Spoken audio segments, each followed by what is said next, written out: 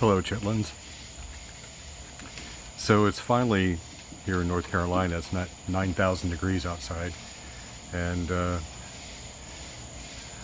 one of my evening rituals is to come outside, sit on my my patio, and build a small fire and have a cigar and one or two or three old fashions, and well, nighttime is just a really good time to tell ghost stories, and so I thought I'd share one with you.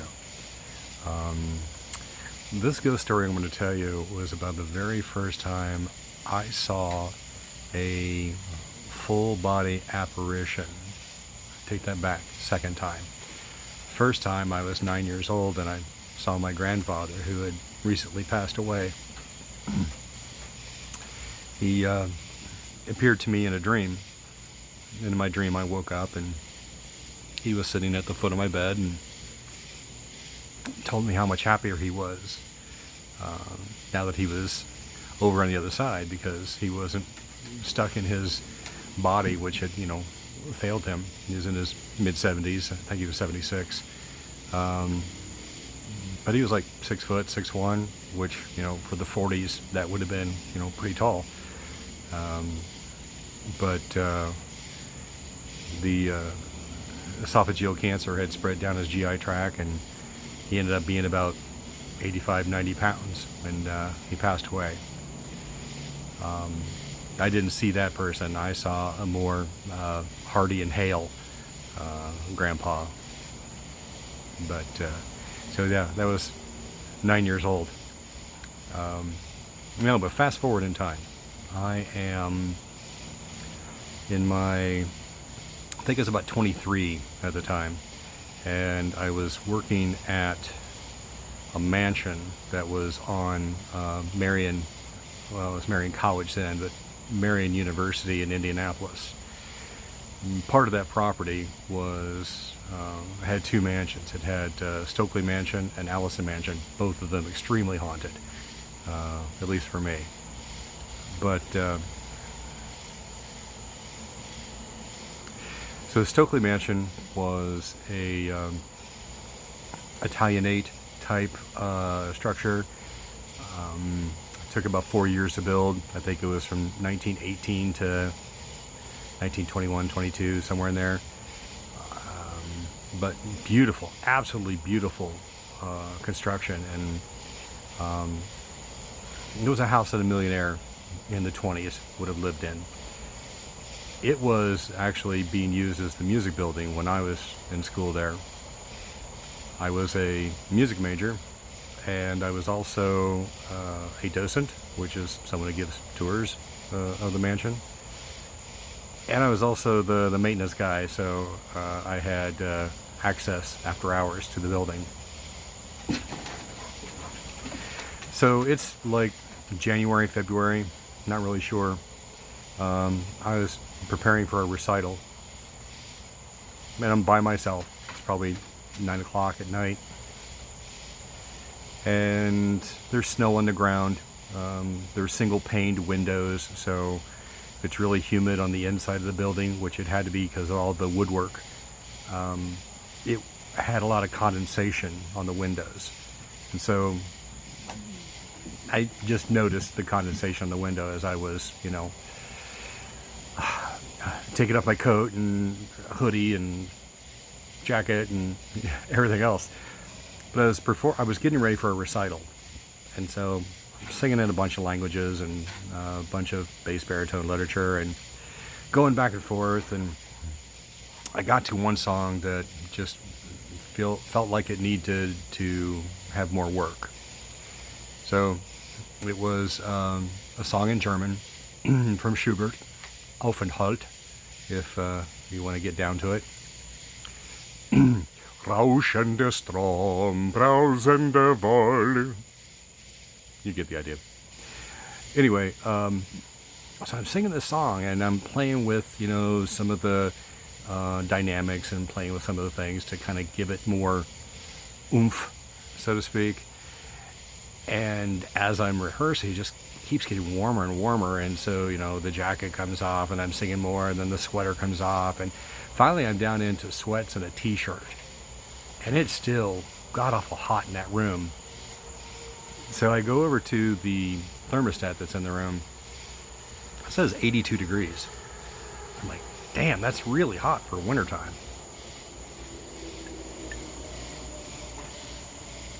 So anyway, I'm like, all right, I've been here for almost 2 hours, and I've worked through a few songs, and I felt pretty confident about the one I had.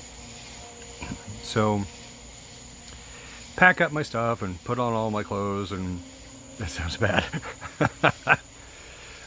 Put on my sweater and put on my jacket and put on my winter coat, and grab my boom box and get ready to head out the door. And where I was at was like the receiving room. So you'd enter into this like grand foyer, and then to the right was his office, and to the left was a much larger room. Could maybe used as a library or something to that effect, but fairly big room. Wooden parquet floors, probably 15-foot tall ceilings. Baby grand piano in the room. Fireplace. Yeah, it's a pretty big room. Anyway, they had pocket doors, and so I turned off the light. Pitch black. There's, security lights on the outside, so there was still some ambient light. But I opened up the pocket doors, and this huge push of air, just frigid air, comes in. And I was shocked. I was shocked at the temperature variation. It was almost like someone left a door or a window open. But that was part of my job, was to make sure that, the place was locked down, and nobody was, still hanging out. So anyway, so I turn off the light, open up the pocket doors, get this gust of cold air that, almost felt like it went through me. Thought it was kind of strange, but still, thinking about, okay, I got to get out of here and lock up, and, thinking about other stuff I've got to do. And as I'm walking towards the exit, probably about 10-15 feet from that room,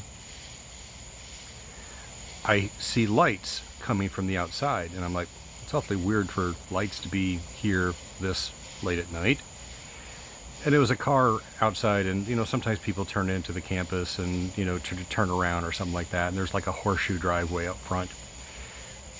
So I thought that's what it was. But anyway, so I turned to look to see what the lights are. I see that it's a car outside, and I'm like, okay. But as the lights pass through the windows of the room, the lights kind of sweep through the foyer and then sweep into the room I just left. And as it passed through that room, there was a man standing there, and he was a pretty robust individual, stocky, I guess maybe would be a good adjective. He was wearing a wool suit, tweed, and it was 3-piece because I could see the buttons on his vest. He had a watch chain, so he had one chain that went up one side and one chain went up the other side because I saw the light glint off of it. And I'm like, who the hell is in here, and what's with the period dress? This is like 20s, 30s suit type of thing. But then as the lights got brighter in the room, I saw that, this was a very well-dressed person, male, wearing this custom suit, obviously. And as the lights swept through the room, this full-body apparition did not have a head. Did not have a head.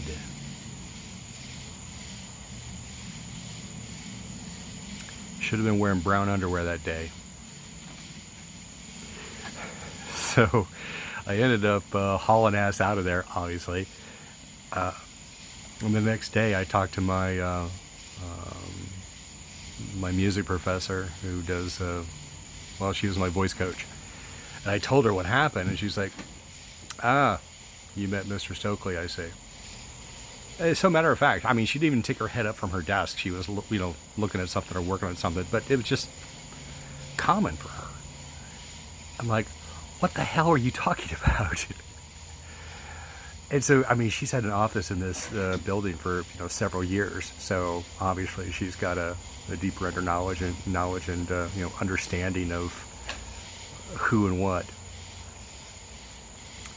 So I gathered information, but basically what it boils down to was that, so Mr. Stokley was a millionaire, lost it all, was able to rebuild nearly all of what he lost, but still for reasons that are unclear, and some of it is hearsay. I don't know what to believe, so I'm not going to speculate. But I think in a fit of depression, he went into a bathroom that was off the main bedroom, put a shotgun in his mouth and blew his head off. So the fact that his ghost is running around without a head was quite disconcerting. And I didn't get a friendly vibe off of it either. It wasn't like it was nearly Headless Nick. This dude, it was almost like he had a sense of possession or ownership. Almost like you would take a stance in baseball when you're going up to the plate and you tap your bat on the corner of home. It's like, this is my space and I own it. And that's the vibe I got from him. So she's like, yeah, he'll show up. He especially likes songs in German, because he is German, or was German, first generation German American. He also, the room will get colder if you sing in a minor key, and it'll get warmer if you sing in a major key. And again, she's giving this information like just, as a matter of fact,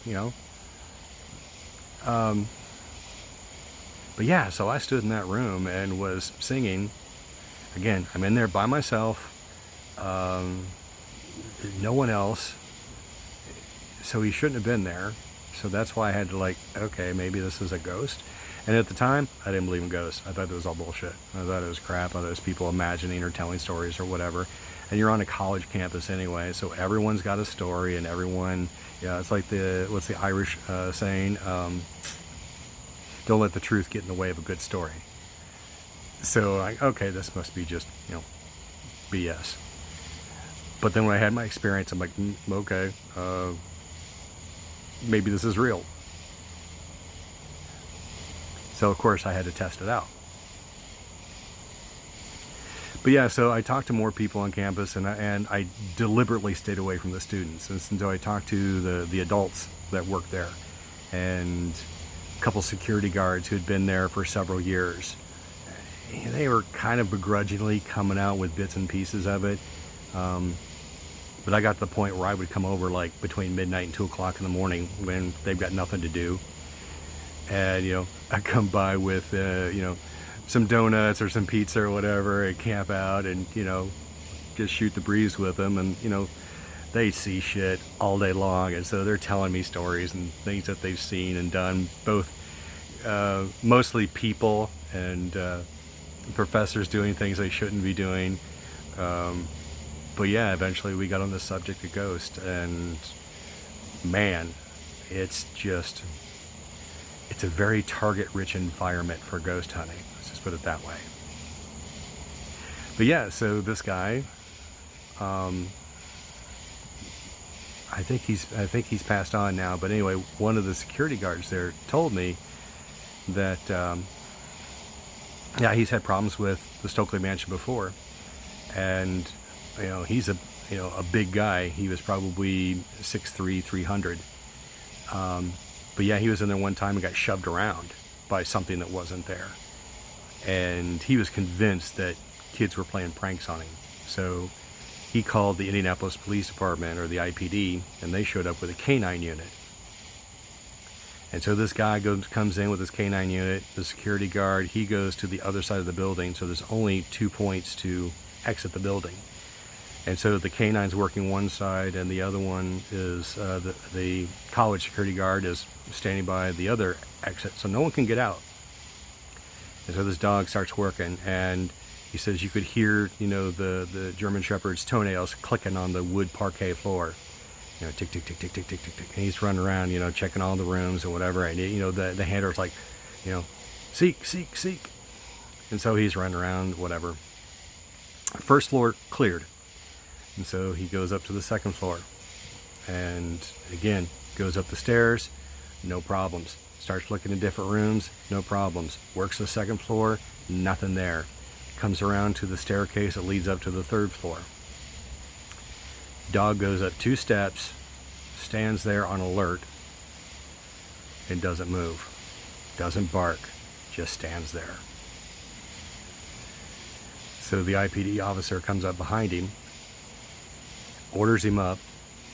Dog goes up 2 or 3 steps, stops, turns around, comes back behind the police officer, and sits down. And so he calls the security guard up, and he's like, look, I've got them cornered. They're upstairs on the 3rd floor. I don't know why the dog's not going up there, but we've got them. And so there's only 1 point of access. So they both go up there, and the building's in the shape of an L. So they go up to 1 point of access. They go in 2 different directions. They look all over up there. Nothing, nothing, nothing. So they come back downstairs, and the dog is still sitting there.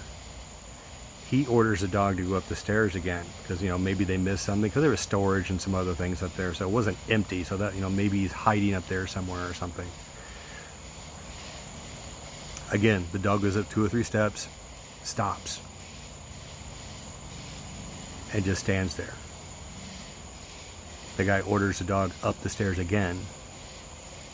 Dog comes back down the stairs, sits in front of the handler, and whines.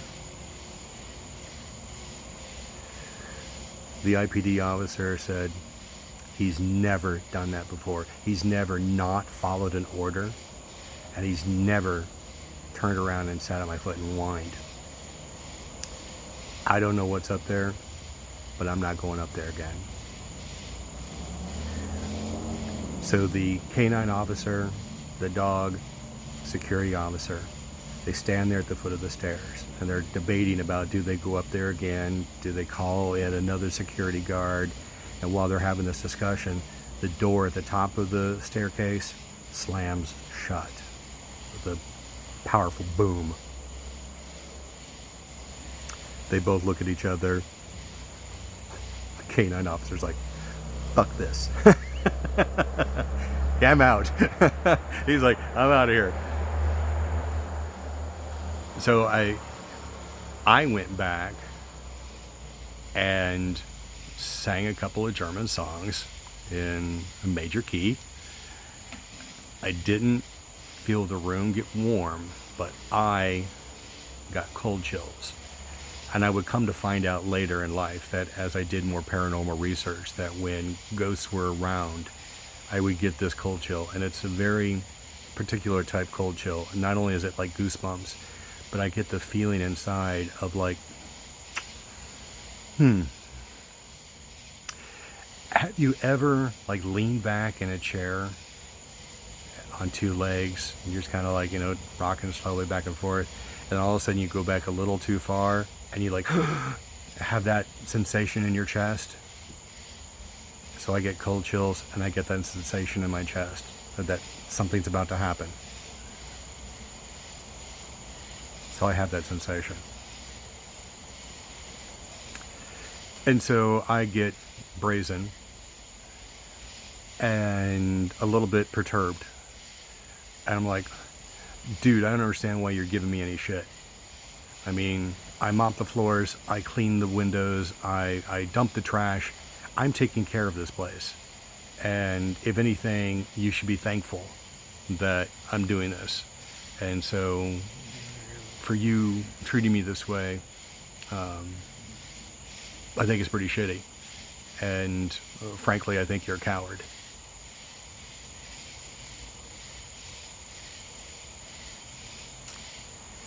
This building, again, built at the turn of the 20th century, it had buttons in each of the rooms so that, you know, if you want someone to bring you a glass of tea, you know, I guess you could either ring a bell or you go up and push one of these buttons.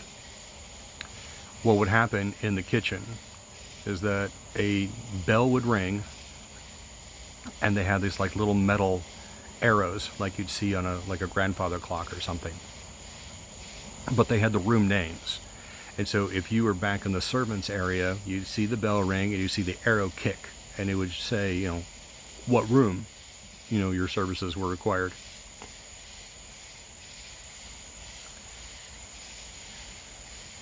All the bells started ringing.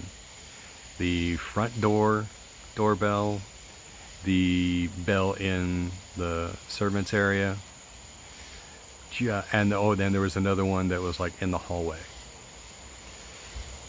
And they're all ringing, and the one in the hallway, which I was closest to, was ringing so aggressively, and basically it's almost like an old telephone where it has like a stick with a piece of brass on it, and it smacks almost like a bar of metal, like a xylophone.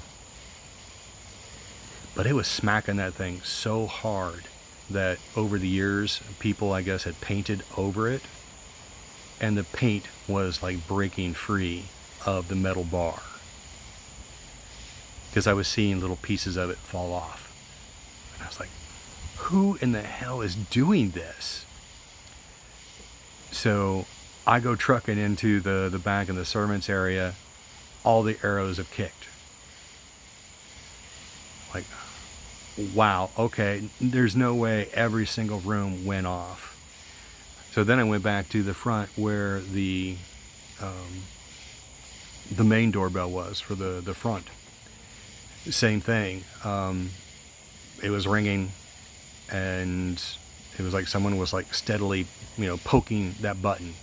Just kept ringing, kept ringing, kept ringing. And so I'm like, all right, fine, you made your point. Everything stopped. So I didn't challenge that ghost anymore, but he got more aggressive with me over time. I'll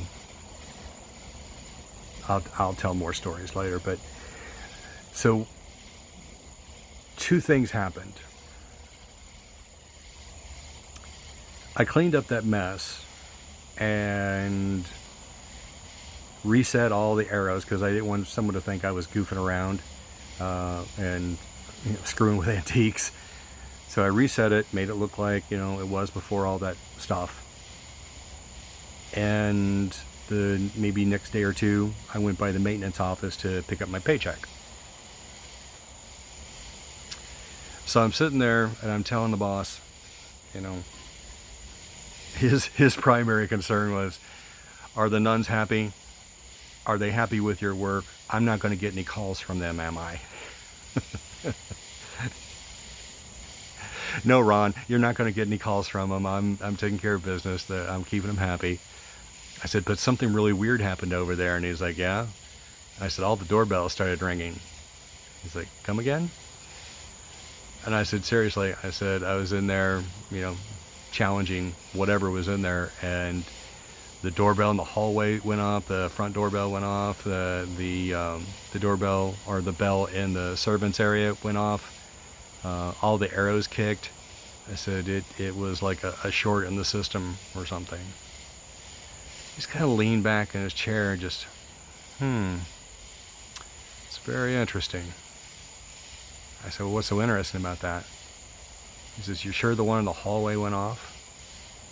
And I said, yeah, it went off. I said, as a matter of fact, it broke free of the paint because it had been painted over. He's like, yeah, that's real interesting. I'm like, okay, why is it interesting? He says, that thing hasn't been connected to electricity in almost 15 years.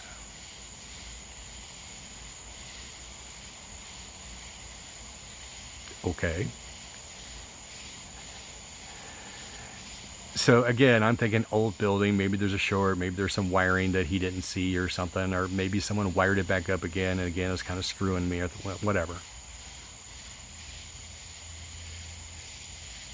And so I said, well, and there's something else that happened too.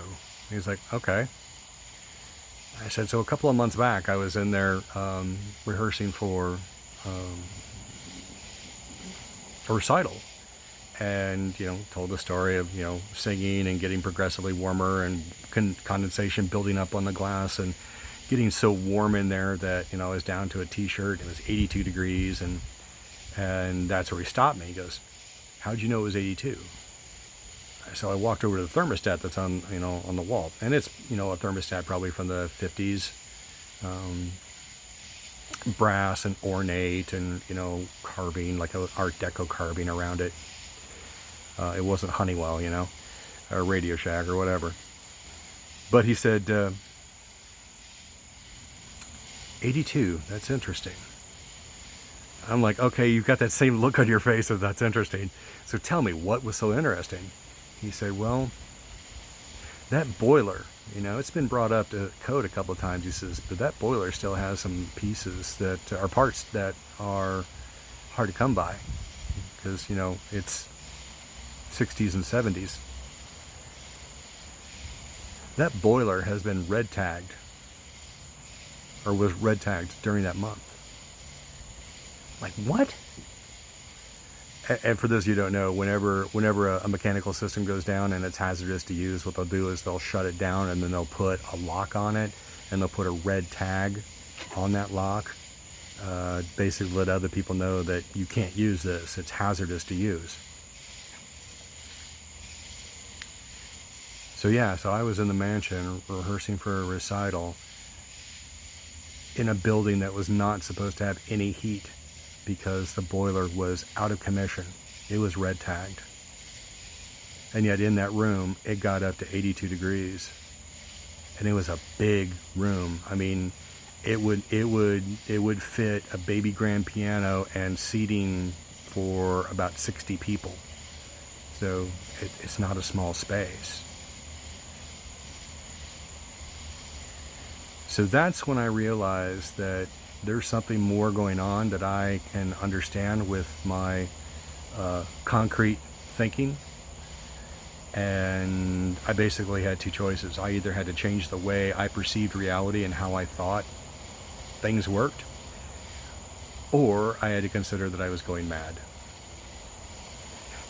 The jury is still out. But yeah, it was absolutely freaking crazy. But yeah, so that was my first introduction to, I would say that my paranormal experiences, aside from my grandfather, were whispers and slight nudges. And this was a slap in the face with the pimp hand. Yeah, so it was like I had to completely change how I perceived reality. And in doing so, it was like all these other things opened up. So I ended up having future conversations with Mr. Stokley, Mr. Wheeler, Mr. Allison, Mrs. Allison. It was ironic that a Catholic college should have so many ghosts and so many paranormal things going on. But that was my experience. So anyway, hope you enjoy the story. If you like it and do this comment thingies, I may add more, but it was a good night for a ghost story. Take care of yourselves. Bye.